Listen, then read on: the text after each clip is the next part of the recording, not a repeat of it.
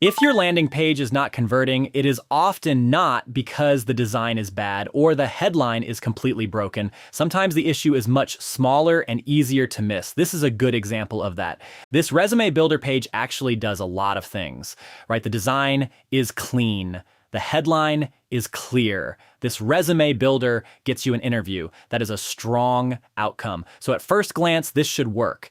But right under the headline, there is a subtle problem. You are given two actions: create my resume or upload my resume. And that is where friction starts to show up.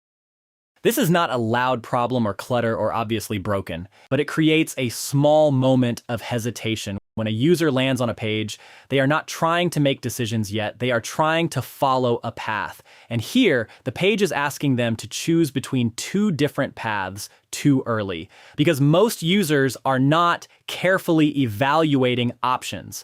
They are moving quickly. They are scanning. They are looking for the next obvious step. And when that step is not obvious, momentum drops. Confusion kills momentum. This is what I would call early decision friction. The page is introducing two valid actions, but it is not helping the user understand which one comes first. So the user has to do that work themselves, and every extra decision costs you conversions. This is something I track directly in firstfix. When there are multiple competing conversion actions above the fold, it increases friction around the next step. If the next step is not obvious, users do nothing.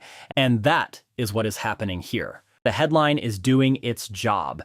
It creates interest, but the transition from interest to action is weaker than it should be because the page does not clearly guide the user into a single path. I would not rewrite the headline first. I would not redesign the whole page. I would start by simplifying the decision. Bottom line, clarity beats optionality. In this case, create my resume is likely the better entry point. That becomes the main button, more prominent, more visually dominant, and the upload option becomes secondary. It can still exist, but it does not need equal weight in the first moment because the goal of the hero section is not to present all possible paths. It is to start one clear path. Momentum is what converts, not information. Once the user is moving, you can introduce alternatives. But at the top of the page, clarity matters more than flexibility. This is why this kind of issue is easy to overlook. The page does not feel broken. It feels complete, but it is asking the user to do a small amount of extra work. And that work shows up as hesitation, and that hesitation shows up as lower conversion. So if your page is not performing the way you expect, it is worth looking at this moment specifically. Right after the headline, right before the first click.